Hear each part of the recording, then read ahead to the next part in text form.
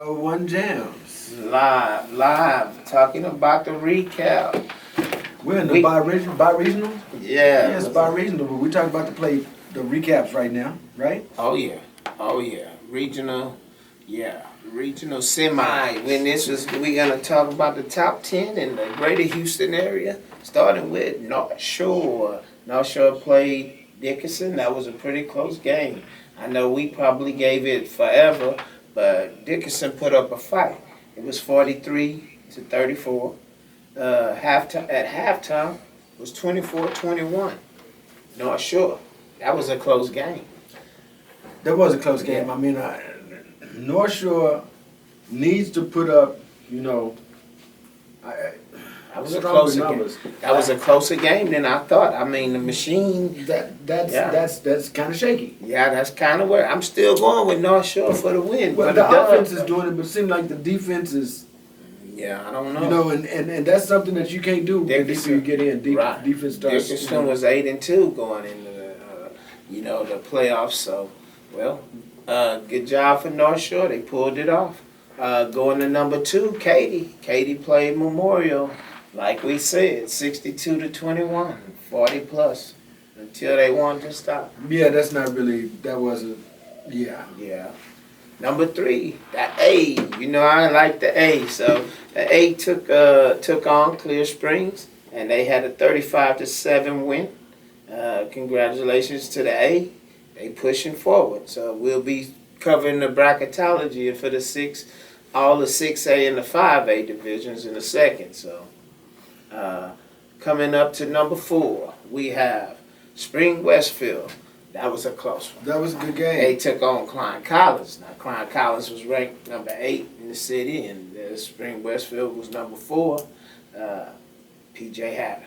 Man, his stats was unbelievable. He had 20 carries for 230 yards, 3 touchdowns. Wow. He was a running back. I mean, Yes. One of those plays, he ran wide up the middle for about 66 yards. It was unbelievable, man. It was just too much. Yeah. Too much P.J. Hatter. And, of course, they had Taji Atkins. He rushed for a lot of yards, too, man. He was unbelievable. Yeah, Taji has been popping up a lot this Yeah, season. he's pretty good. I like him. I always call him 21, but Yeah. Taji Atkins. Yes. Atkins, I want to give him his props. Then we had number 5. Summer Creek took on Shadow Creek.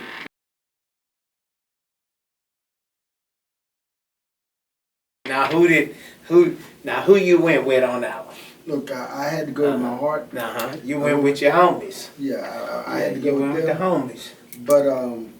But we also talked about how Summer Creek was more seasoned. Proven. They had been actually that district, and that might actually prove to be a that challenge. district. I always say 23, but I think it's District 21. That's an amazing district. Yeah. And if they going in the play, all of them still in the playoffs. Right. At the North Shore, Tascasita, Summer Creek, and C.E. King, they all there. Right. They're gonna be there until next week, and don't be surprised. Well, we'll see. If We're it's talk gonna about be that. We don't know. Oh my goodness! Yeah, we that's some matchups this week. We're gonna talk about it. Number 6, the Woodlands took on Klein Kane. That was another game that. That was your. I mean, I think I went with the Woodlands on that one. I'm pretty sure we both went with Yeah, the Woodlands on that 62-21. I was shocked the difference. I thought it might be like by A closer 7, game. 14. I thought maybe 14, 21. The Woodlands showing up. Matoir, he's solid. He's one of the best quarterbacks in Texas. So yeah, he's starting to connect with those receivers, man. The running back is getting there. Mm-hmm. Yeah, they doing some things. Then we had number 7, King. King took on Clear Falls, and C. King beat him 30-7. We pretty much called that one. Number 8 was Klein Collins. They lost.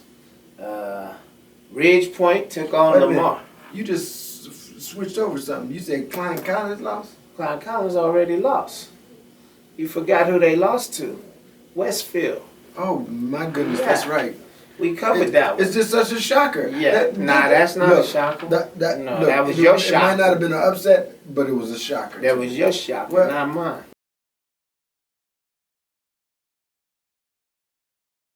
Well, I went with P.J. Hatter. I expected P.J. Hatter to win. Right. It's just They out of it. And they beat. I didn't know that they would meet so soon. Right. Yeah. It's a shame that they did. Yeah. Number 9, Ridge Point. Ridge Point and Lamar. We thought Ridge Point would really just handle Lamar, but it was 14-10. Right, and I actually thought, Lamar might have a little bit of an opportunity to go back. You went with Lamar. I think so. I think you went with Lamar with 3, by 3. By 3. Because you was going with your heart. You got Right. a couple players. Well, Lamar almost pulled that thing out. No. Yeah, they almost pulled it out. Yeah, that's 14-10. Yeah, that's a close one. Yeah, but I'm up on that one too. Yeah, this was my week all the way around. Yeah, you had a pretty good week. And we had number 10 Dickinson. Of course, they lost to the show, the machine, but it wasn't, as close. So that's pretty much it for the top 10. Oh, in that top 10 somewhere must have been New Caney. They shuffled it around because of the loss. But the New Caney Townball game, my goodness. Come on now. New Caney lost to Townball. That was a, I'm not going to say it was an upset like I told you. It was a shocker. It was shocking because New Caney came out of the 5A and they've been putting it down in the 6A. And we thought they would go a little bit deeper. I didn't think they would win the state championship. Remember, like I told you, when they move these teams up from 5A to 6A, a lot of times they don't go deep in the playoffs. They lose in the first round. You can look at Shadow Creek, Payto. It's hard to compete coming out of 5A. But the difference is New Caney didn't win the state championship in the 5A last year. They moved up and they made a run for it. I think they went 3 or 4 rounds. But guess what? Townball beat them. And guess what? Townball was losing up into the 4th quarter, 13-3. They had 13 unanswered points. So that makes you It was 16-13 in the 4th quarter. And Townball, supposedly, New Caney got a safety. It was 16-15. They got the ball back. They didn't have enough time. They didn't have enough time. So they must have blocked the extra point, right? Right. Ran it back, and then they kicked them the ball, got the ball, and didn't have enough time. The total was 16-15, Wow. Townball. But like I said, New Caney was winning up until the 4th quarter, 13-3. So you have to wonder to yourself, what happened at that point? Yeah, what happened? But all I can say, it was a good game. Shouts out to Townball for pulling it off. So pretty much that's our recap for the top 10 in the greater Houston area. So as we end every show, numbers don't lie, people do.